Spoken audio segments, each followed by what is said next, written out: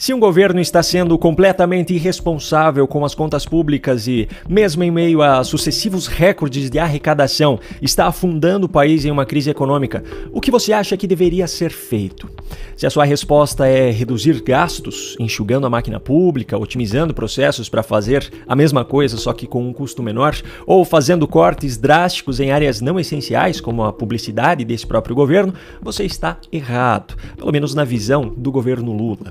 Diante dos sucessivos déficits registrados ao longo desses 2 últimos anos, o Ministério da Fazenda do governo Lula decidiu simplesmente mudar a metodologia de cálculo do resultado fiscal estrutural. O resultado estrutural leva em conta o saldo das contas públicas sem as influências transitórias, como receitas ou despesas atípicas ou o efeito cíclico decorrente do nível da atividade econômica e outros fatores, como o preço do barril do petróleo, por exemplo. No relatório publicado pelo próprio Ministério da Fazenda do governo Lula em julho de 2023, consta no gráfico de decomposição do resultado fiscal estrutural do setor público consolidado que houve superávit do setor público em 2022 correspondente a 0,71% do PIB. Superávit significa que as receitas foram maiores do que as despesas. Só que no boletim de resultado fiscal estrutural de 2023, publicado em dezembro de 2024, pelo mesmo Ministério da Fazenda do boletim do ano anterior, mas dessa vez apresentando também a prévia de 2024, o mesmo dado, referente ao mesmo ano de 2022, é apresentado agora com um resultado completamente diferente. No gráfico de decomposição do resultado fiscal estrutural do setor público consolidado, o ano de 2022 aparece agora com um déficit de 0,6% do PIB. Déficit significa despesas maiores do que as receitas. Como é possível que o mesmo índice, referente ao mesmo período, mude completamente de um relatório para o outro, se ambos foram produzidos pela mesma instituição? A resposta é simples, mudando a metodologia de cálculo para que seja possível chegar a números que sejam mais convenientes para suas narrativas. Foi exatamente isso que o governo Lula fez. Quer ver como isso se encaixa perfeitamente na narrativa? Olha só, o secretário de Política Econômica do Ministério da Fazenda, Guilherme Mello, disse nessa terça-feira que, abro aspas, do ponto de vista estrutural, o resultado primário de 2022, que era considerado um exemplo de como estamos melhorando, estava pior de como estamos hoje. Fecho aspas. Ou seja, eles deram um jeito de fazer com que o superávit no último ano de mandato do antecessor de Lula pareça um resultado pior do que os sucessivos déficits do atual governo. Tudo isso para construir a narrativa de que a culpa pela atual crise é do governo anterior. O secretário disse ainda que a nova metodologia de cálculo é uma inovação e que atende ao padrão internacional. Agora eu pergunto, tem como jogar mais sujo do que isso?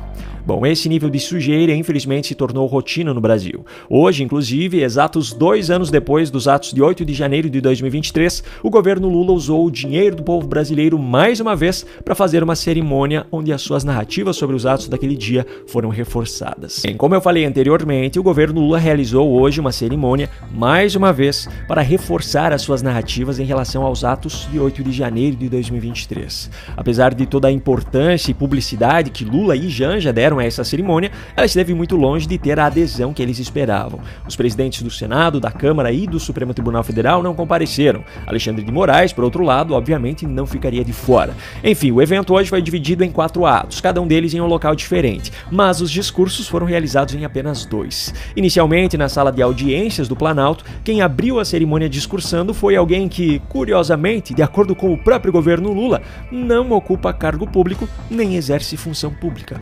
Janja. No dia 1º de janeiro de 2023, vivíamos um momento histórico, de esperança e de novos tempos. Vibrávamos porque o amor tinha vencido o ódio.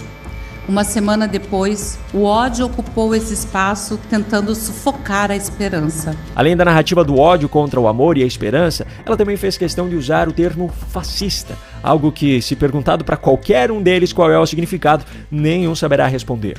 O Palácio do Planalto, onde estamos hoje, foi vítima do ódio que estimula e continua estimulando atos antidemocráticos, que continua estimulando falas fascistas e autoritárias.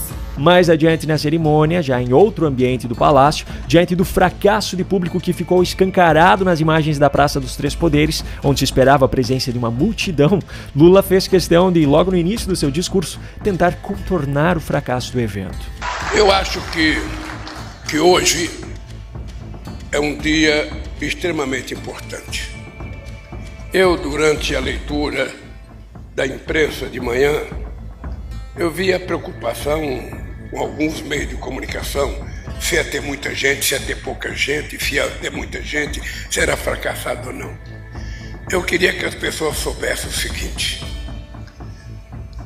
um ato de defesa da democracia brasileira, mesmo que tiver um só cara, uma só pessoa, numa praça pública, num palanque, falando de democracia, já é o suficiente para a gente acreditar que a democracia vai reinar nesse país. Pois é, acontece que o significado de democracia é justamente quando o poder emana do povo. Se o povo não existe, como ficou claro nas imagens, que democracia é essa formada por um pequeno grupo de políticos? Aliás, o grupo, que já é pequeno, poderia ter ficado ainda menor depois da frase em que Lula deu motivos de sobra para que Janja o fizesse sumir do mapa. Somente num processo democrático a gente pode conquistar isso. É por isso que eu sou um amante da democracia. Não sou nem marido, eu sou um amante da democracia, porque a maioria das vezes os amantes são mais apaixonados pela amante do que pelas mulheres. E como a cerimônia foi realizada apenas um dia depois de Mark Zuckerberg ter anunciado que as redes sociais pertencentes à Meta enfrentarão governos e tribunais que promovem a censura ao redor do mundo, Lula não poderia deixar de fora do seu discurso uma narrativa sobre esse assunto. Defendemos e defenderemos sempre a liberdade de expressão, mas não seremos tolerantes com os discursos de ódio, as fake news que colocam em risco a vida de pessoas, a incitação à violência contra o Estado de Direito.